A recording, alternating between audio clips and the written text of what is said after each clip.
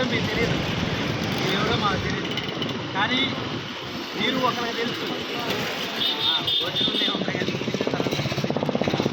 ఆ దేవుడు అనే వ్యక్తి మమ్మల్ని పంపించాడు ఇక్కడ. ఎవరు విడిచిపెట్టిన ఈ లోకంలో ఏసే మాత్రం మనం విడిచిపెట్టాడు. ఈ రోజున వచ్చాము, ఏసే మిమ్మల్ని ఎత్తుకుంటూ ముందు నుంచి ఇక్కడికి వచ్చాడు. ఎందుకు వచ్చాడంటే ఏ లోకంలో మన భార్యలు మనం ప్రేమించకపోయినా, మన తల్లిదండ్రులు మనం ప్రేమించకపోయినా, మన కొడుకులు మనం ప్రేమించకపోయినా, మనం ఈ లోకంలో ఉన్నదాన్ని నాది అనుకుంటే ఏది మనతో ఉన్నా లేకపోయినా కానీ ఏసే మనతో పంపించాలి. ఆ ఏసుని మనం ఎప్పుడు తెలుసుకుంటూ ఉంటే, ఏసుని మనం నమ్ముకుంటూ ఉంటే ఏసే మనకి నిత్య జీవాన్ని ఇస్తాడు. ముందు ఏసుని మనం ఎందుకు నమ్ముకోవాలంటే, మనం జన్మతా గ్రమత ఇప్పుడు దాకా ఎన్నెన్నో చేశాం. ఏం చేసాం? ఎన్నెన్నో పాపాలు కదా. జన్మతా గ్రమత మనం అందరం పాపులమే. కాబట్టి మన కోసం ప్రాణం పెట్టింది ఎవరు? ఏంటి చెప్పాలి? ఎవరు? ఎవరు? ఏసయ్య. మన కోసం ఏం చేశాడు? రక్తం కాచి ప్రాణం పెట్టాడు. ఏసయ్య రక్తంలో మనకు పాప క్షమాపణ ఉంది. కాబట్టి ఏసయ్యా, నేను పాపిని, నా పాపాలను క్షమించి ఏసయ్యా, నేను నీ బిడ్డగా ఉంటానయ్యా, నువ్వు నా దేవుడు, నా రక్షకుడు అని ఏసయ్య కనుక మనం నమ్మితే, విశ్వసిస్తే ఏ లోపల మనం ఎలా బ్రతికినా బాబాయ్, ఇక్కడ బ్రతికినా, అదిగా ఏసు రూమ్లో పోయి బ్రతికినా, ఆడే పోయి మట్టి ఆ మట్టిలో కలవాల్సిన వాళ్ళే.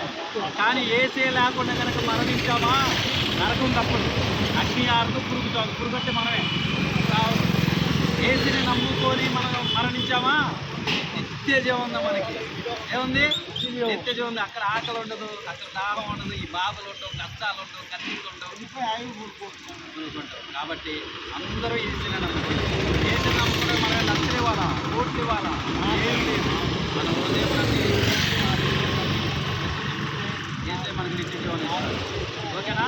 మరి నాతో పాటు చిన్న ప్రార్థన చేస్తారా? నేను చేస్తాను, నాతో పాటు మీరు కూడా చేయాలి. ఎందుకంటే మీరు ఏసీని బలవంతంగా నమ్ముకుంటున్నారా, ఇష్టంగా నమ్ముకుంటున్నారా? ప్రాణంతో నమ్ముకుంటారా? ఏసీ ఏది బలవంతంగా నమ్ముకుంటుంది అవసరం లేదు. ఏసీ అంటే ఇష్టపడాలి.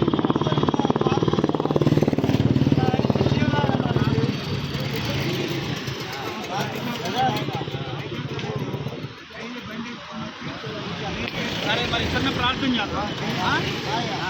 రెండు చేతులు పైకి ఎత్తండి. ఏసై ప్రార్థన చేద్దాం. ఏసయ్యా, నా మంచి ఏసయ్యా, ఈ కొందనాలు ఏసయ్యా, నా దేవుడు అని, నా ప్రభు అని, నా హృదయమందు నిన్ను విశ్వసిస్తున్నాను ఏసయ్యా. నా పాపాలను క్షమించు, నీ రక్తంతో నన్ను కడుగు, నీ బిడ్డగా నన్ను అంగీకరించు, నన్ను ఆశీర్వదించు, నీ నిత్య జీవాన్ని నాకు ఇవ్వు. నువ్వు నాతో కూడా ఉన్నావని విశ్వసిస్తూ నీకు స్థితులు చెల్లిస్తూ యేసునామమున ప్రార్థించి అడిగి వేడుకుంటున్నాను తండ్రి. ఆమేన్. హల్లెలూయా, హల్లెలూయా, హల్లెలూయా. నాకు నిజంగా చాలా సంతోషం. మళ్ళీ ఇంకోసారి వస్తాడే. రోజు ప్రార్థన చేసుకోండి. ఓకే, ఇది అన్నం తినండి, కొంచెం టైం తీసుకున్నాను. సారీ.